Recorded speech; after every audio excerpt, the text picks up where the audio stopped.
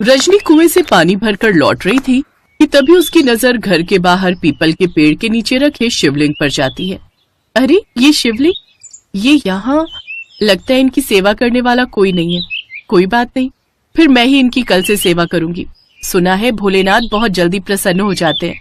अगर ये मुझसे प्रसन्न हो गए तो मेरा भी जीवन बदल जाएगा। ये सोचकर रजनी ने पानी का घड़ा नीचे रखा और शिवलिंग के आगे मत्था टेका और अपने घर चली गई। अगली सुबह नहाकर उसने शिवलिंग की पूजा पाठ की और मत्था टेका और काम पर चली गई। रजनी बड़ी ही गरीब थी। वो मुखिया के खेतों में मजदूरी करके थोड़े पैसे कमाती थी। उसके माता पिता का देहांत कई साल पहले ही हो चुका था। एक रोज जब वो खेतों में काम कर रही थी तो उसकी सहेली ममता उससे, तूने आगे कुछ सोचा रजनी? ये खेतों का काम तो कल खत्म हो जाएगा, फिर क्या करेंगे? भोलेनाथ है ना, वो हमारी मदद जरूर करेंगे। अच्छा, वैसे मैंने सुना है जमींदार साहब की कोठी का काम शुरू होने वाला है, तो मैं तो कल ही वहां जाकर मजदूरी की बात करूंगी। तुझे चलना है तो तू भी मेरे साथ चल। अब पेट पालने के लिए कुछ न कुछ तो करना पड़ेगा, तो मैं भी तेरे साथ आऊंगी। अगले दिन रजनी फिर सुबह उठकर भोलेनाथ के शिवलिंग की पूजा करके उनके आगे हाथ जोड़कर बोली, हे प्रभु, आज मैं नए काम के लिए जमींदार के यहाँ जा रही हूँ। अपना आशीर्वाद देना कि मेरा काम हो जाए। ममता और रजनी कुछ देर बाद जमींदार के घर पहुंच गए। देखो भाई, हमारी कोठी बन रही है। यहाँ कुछ मजदूरों की जरूरत है, घर बनाने के काम के लिए भी और कटी हुई फसल को संभालने के लिए भी।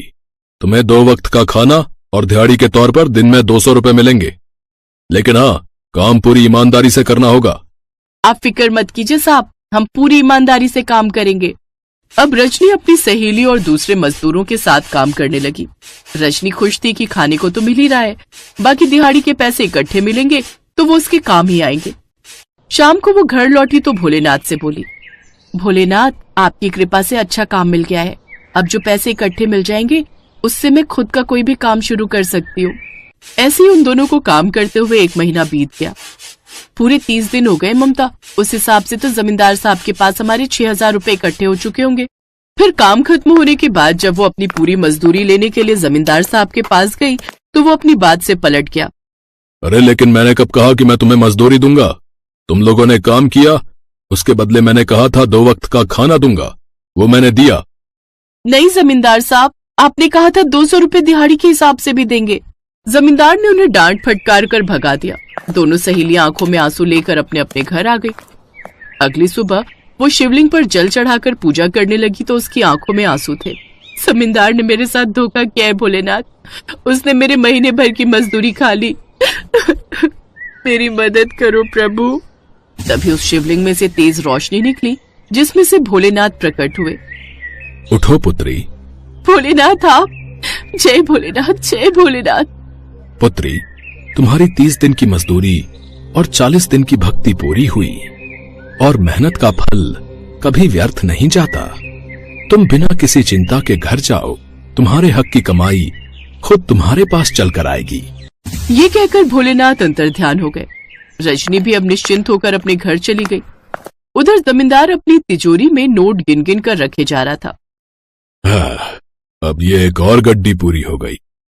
पूरी 20 गड्डियां हो गई।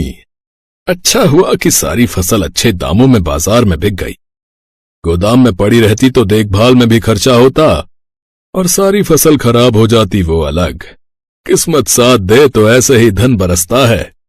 बहुत बढ़िया, अब तो पूरी तिजोरी भर गई। ये कहकर जमींदार ने तिजोरी बंद की और बाहर आ गया। तभी उसकी बेटी उसके पास आई। पापा, मुझे कुछ पैसे चाहिए। मुझे अपने लिए कुछ नए कपड़े और सैंडल खरीदनी और पर्स भी। मुझे कुछ पैसे दीजिए ना। हाँ हाँ, क्यों नहीं। अरे भाई, ये सब कमाई मैं कर किसके लिए रहा हूँ? तुम लोगों के लिए ही ना। रुक तो, मैं अभी पैसे लेकर आता हूँ। जमींदार अंदर गया और तिजोरी खोलकर एक गड्डी बाहर निकाली। अरे ये क्या? ये नोटों की गड्डी तो कोरे कागज की गड्डी लगती है। अब वो एक एक कर सब गड्डियां देखने लगा तो वो सब गड्डियां कागज की थी। ये देखकर जमींदार घबरा गया और रोने लगा। ये मेरे साथ क्या हो गया? मैं तो बर्बाद हो गया। मेरे सारे पैसे मिट्टी हो गए। अरे ये क्या पापा, सारे कमरे में कागज क्यों फैला रखा है? तिजोरी में रखे सब नोटों की गड्डियां कागज के टुकड़ों में बदल गई। घबराइए मत पापा, आपकी तिजोरी में तो गहने रखे हैं, उनसे काम चल जाएगा। हाँ, तुम ठीक कहती हो। जमींदार ने अपनी दूसरी तिजोरी खोली तो उसमें रखे सभी गहने सांप बन चुके थे। सांप सांप। जमींदार सामने रखी महादेव की मूर्ति के सामने गया और उनसे रोते हुए कहने लगा, ये क्या हो गया भोलेनाथ, मैं तो बर्बाद हो गया, ये क्या किया मेरे साथ। तभी एक तेज रोशनी उत्पन्न हुई और उसमें से भोलेनाथ बाहर आए। तुमने जो दूसरों के साथ किया, ऐसा भला कोई करता है क्या? रजनी और ममता जैसे मजदूरों का हक मारा। दूसरों का हक मारकर कभी कोई नहीं पनपता। उसके सारे के सारे पैसे रद्दी हो जाते हैं और उसके काम नहीं आते। मुझे क्षमा कर दीजिए महादेव, मुझसे बड़ी भूल हो गई। अब आप जैसा कहेंगे मैं वैसा ही करूंगा। तो ठीक है, सभी मजदूरों का हक उन्हें दो और आगे से कभी किसी का हक नहीं मारना। अब जाओ और जाकर अपनी दोनों तिजोरी देखो। उसने तिजोरी देखी तो एक में नोटों की गड्डियां और दूसरे में ढेर सारे गहने ही रखे हुए थे। फिर जमींदार ने रजनी और ममता समेत सभी मजदूरों को उनके हिस्से की मजदूरी तो दी ही, साथ ही 5-5 हजार और इनाम के तौर पर दिए। फिर सभी गांव वालों को गांव भर में भंडारा दिया। ये सब देख रजनी बहुत खुश हुई। वो समझ गई कि ये सब कमाल उसके महादेव का ही है। अब उसने अपने घर की मरम्मत भी करवा ली, साथ ही सब्जियों का ठेला लगा लिया।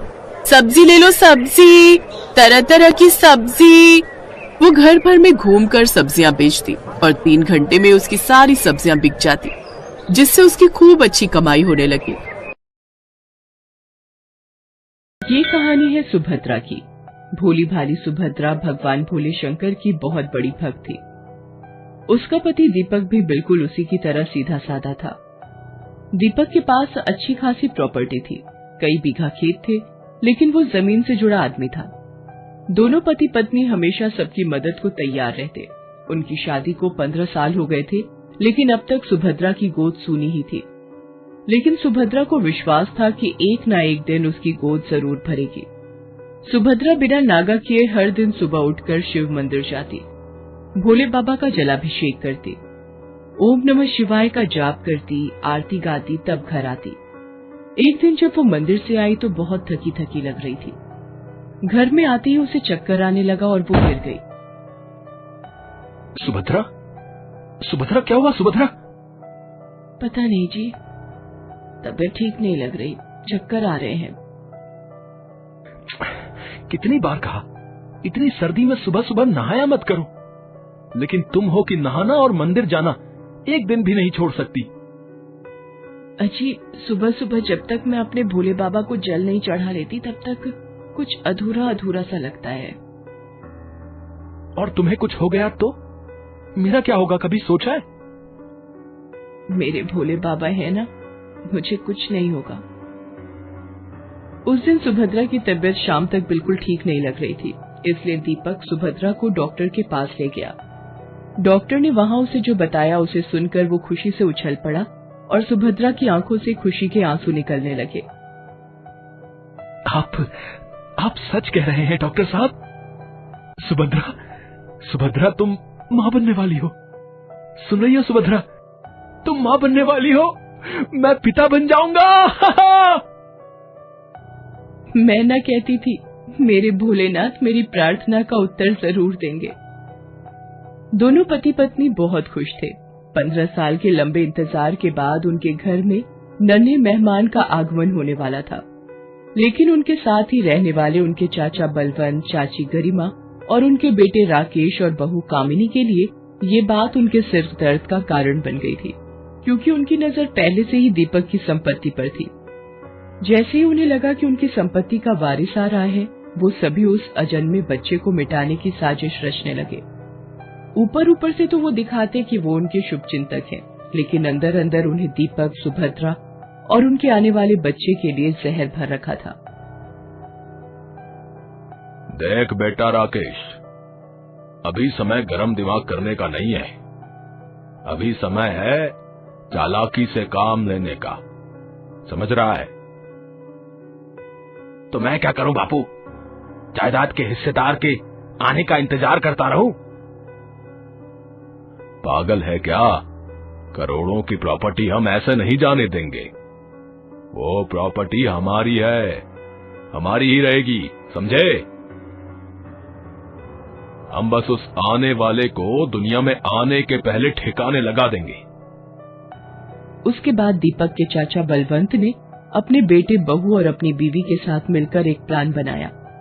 उन्होंने जानबूझकर घर के बरामदे और सीढ़ियों पर सर्फ वाला पानी डलवाया और तैयार हो ना भगवान, नाटक शुरू करूं? बिल्कुल तैयार हूँ। उसके बाद बलवंत जानबूझकर जमीन पर गिर गया और तड़पने लगा। गरिमा उसे देख चिल्लाने लगी और ये सब राकेश और उसकी पत्नी कामिनी दीवार की ओट से छिपकर देखने लगे। सुभद्रा, सुभद्रा, ओ बहू, देखो ना तुम्हारे ससुर जी को क्या हो गया है, वो जमीन पर गिरकर बेहोश हो गए हैं। सुभद्रा अपने चाचा ससुर को पिता समान ही मानती थी, उनका पूरा ख्याल रखती थी। जैसे ही उसके कानों में अपनी चाची सास की आवाज आई, वो कमरे से भागी भागी आई, और यही तो वो जालिम चाहते थे। बाहर बरामदे में पड़े सर्फ के पानी में उसका पैर फिसल गया और वो फिसलकर सीढ़ियों के पास आ गया और लुढ़कती हुई सीढ़ियों से गिरने लगी। उसे इस तरह गिरता देख सभी बहुत खुश हुए। सुभद्रा नीचे गिरकर बेहोश हो गई। उसके चाचा चाची अभी खुशियां मनाने ही वाले थे कि दीपक बाहर से वहां आ गया। उसे देखकर सभी घड़ियाली आंसू बहाने लगे। हे भगवान, दीपक बेटा देखो ना जाने हमारी बहू नीचे कैसे गिर गई। मैं तो कितना ध्यान रखती हूँ, हमेशा साथ साथ ही रहती हूँ इसके। ना जाने आज मेरी क्या मति मारी गई थी कि मैं इनके लिए खाना बनाने चली गई। बेटा, इसे लेकर डॉक्टर के पास जाना होगा। क्या पता कहीं हमारे घर के चिराग को तो कोई नुकसान नहीं हो गया। वो कहते हैं ना कि जाको राखे साइयां, मार सके ना कोई।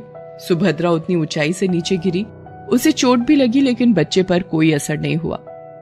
डॉक्टर की ये बात सुनकर दीपक और सुभद्रा ने मन ही मन भोलेनाथ का धन्यवाद दिया, लेकिन उनके चाचा चाची के परिवार वालों के तन बदन में आग लग गई। उन्होंने ये बात जाहिर तो नहीं होने दी, लेकिन वे सुभद्रा और उसके बच्चे को एक साथ मारने का दूसरा प्लान बनाने लगे। दूसरी ओर ना तो सुभद्रा और ना ही राकेश को ये बात समझ आई कि आखिर पूरे घर में सर्फ का पानी किसने गिराया। उसके ससुर जो उस दिन जमीन पर गिर गए थे, वो एकाएक ठीक कैसे हो गए। एक दिन सुभद्रा रसोई में काम करते हुए इस बारे में सोच ही रही थी कि तभी राकेश की पत्नी कामिनी वहां आई। उसने गले में बहुत ही अनोखा हार पहन रखा था।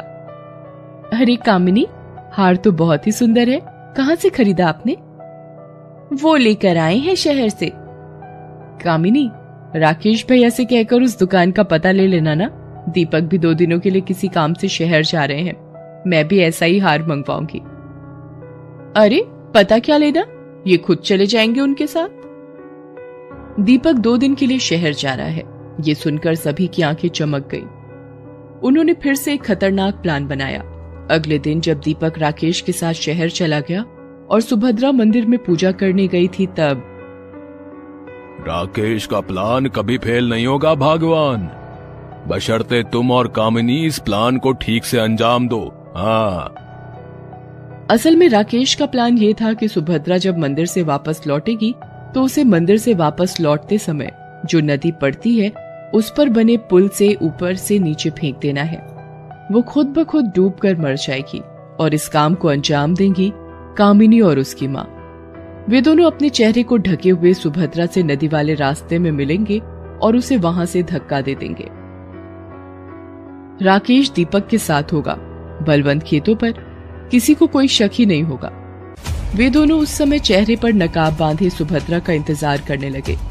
जैसे ही वो दिखी, कामिनी उसके पास गई और उसे पीछे से पकड़ लिया। सुभद्रा के हाथों से पूजा की थाली नीचे गिर गई। कौन हो तुम? सुभद्रा ने खुद को बचाने की बहुत कोशिश की। उस नकाबपोश से खींचातानी भी हुई, लेकिन वो 2 थे इसलिए उस पर भारी पड़ गई। उन दोनों ने उसे नदी में फेंक दिया। सुभद्रा ने बहुत हाथ पैर मारे लेकिन कोई लाभ नहीं हुआ। कई घंटे वो इसी तरह बहती रही। एकाएक उसे लगा कि उसके पैर को किसी जानवर ने पकड़ रखा है और उसके पैरों को काटे जा रहा है। अचानक उस जानवर पर उसकी नजर पड़ी। वो एक बहुत बड़ा मगरमच्छ था। सुभद्रा को अपनी मौत सामने दिखने लगी, फिर भी उसने अपना धैर्य नहीं खोया और भोलेनाथ को याद करने लगी। पल में ना जाने कैसा चमत्कार सा हो गया। नदी किनारे रहने वाले मछुआरों की नजर उस पर गई। वे उसे बचाने के लिए उसकी तरफ बढ़े। मछुआरों का मगरमच्छ के साथ संघर्ष हुआ और वे जीत गए, लेकिन सुभद्रा तब तक बेहोश हो गई थी। जब उसे होश आया तो वो मछुआरों की बस्ती में थी। मैं कौन हूँ? मैं कहाँ हूँ? तुम हमारी बस्ती में हो। अब डरने की कोई बात नहीं है, खतरा टल गया है। सुभद्रा की याददाश्त खो गई थी। बहरहाल उस बस्ती वालों ने उसकी खूब देखभाल की। सबको पता था कि वो गर्भवती है, इसलिए उसका ध्यान कुछ ज्यादा ही रखा जाता। सुभद्रा वैसे तो सब भूल गई थी, लेकिन अपने शिव को शायद वो नहीं भूल पाई थी। तभी तो वो इस बस्ती में भी मिट्टी का शिवलिंग बनाकर ही पूजा करने लगी। जल्दी ही सुभद्रा के प्रसव का समय नजदीक आ गया। उसने एक बहुत ही सुंदर बच्चे को जन्म दिया। उस बस्ती में सभी खुश थे, लेकिन सभी ये सोचकर परेशान रहते कि आखिर इसका घर कहाँ है, ये कहाँ की रहने वाली है। एक दिन की बात है, सुभद्रा अपने बच्चे को गोद में लिए लोरी गाकर सुला रही थी। आजा री निंदिया, निंदिया रानी आजा, बेटे को सुलाने निंदिया रानी आजा। आजा री निंदिया, निंदिया रानी आजा, बेटे को सुलाने निंदिया रानी आजा, आजा रे आजा। तभी एक मछुआरिन उसके पास आई। उसके हाथ में एक हार था। वो उसे सुभद्रा को देते हुए बोली, क्या तुम इसे पहचानती हो? तुम जब यहाँ पर आई थी तो तुमने इस हार को अपने हाथ में जोर से दबोच रखा था। सुभद्रा ने जैसे ही वो हार देखा, उसे सब याद आने लगा। कैसे वो नदी के पुल से गुजर रही थी तो दो नकाबपोशों ने उसे पीछे से पकड़ा था। वो उससे भिड़ गई थी। ये हार उसी नकाबपोश का था। उसे याद आया कि ये वही हार है जिसे कामिनी ने पहना था। अब उसे सब कुछ समझ में आ गया था कि ये साजिश किसकी थी। वो बस्ती के 3-4 लोगों को लेकर पुलिस स्टेशन गई और वहां सारी बातें बताई। उसने अपने घर का पता भी उन्हें बताया। दूसरी ओर सुभद्रा को गायब हुए कई महीने बीत गए थे। दीपक बिल्कुल टूट गया था। उसे लगता था कि अब उसके पास जीने की कोई वजह नहीं है। उसके चाचा का परिवार धीरे धीरे उस पर हावी हो रहा था। वो उनके कहने पर एक दिन अपनी सारी जायदाद उनके नाम करने ही वाला था कि सुभद्रा वहां गई। सुभद्रा, तुम कहां चली गई थी? तुम कहां चली गई थी सुभद्रा? तेरे बिना मैं नहीं जी सकता सुभद्रा। तुम मुझे छोड़कर मत जाया करो। कई चेहरे बेनकाब करने थे मेरे महादेव को दीपक, इसीलिए उन्होंने मुझे तुमसे दूर कर दिया था। अरे सुभद्रा, तू आ गई। मेरी बहन, तू कहाँ चली गई थी? अम्मा, बाबूजी, राकेश, ये देखिए सुभद्रा आ गई। सुभद्रा के आने पर सभी झूठी खुशी दिखाने लगे, लेकिन सुभद्रा को उनकी असलियत पता थी। दीपक, पता है मुझे तुमसे दूर करने वाले कौन लोग थे? हमारे बच्चे को तुमसे दूर करने वाले कौन थे? नहीं पता सुभद्रा। अभी पता चल जाएगा। इंस्पेक्टर साहब, यही है वो लोग जिन्होंने मुझे और मेरे बच्चे को मारने की साजिश रची थी। पहले तो वे सब इस बात से इनकार करते रहे, लेकिन पुलिस के डंडे पड़ते ही तोते की तरह उन्होंने सब सच सच बता दिया। पुलिस उन सभी को जेल ले गई। उन पर मुकदमा चला। सभी को उम्र कैद की सजा हो गई। सुभद्रा का बेटा अब 3 साल का हो गया है। वो भी उसी की तरह ही शिव जी का बड़ा भक्त है। इस परिवार को शिव जी की कृपा ने एक बार फिर से मिला दिया।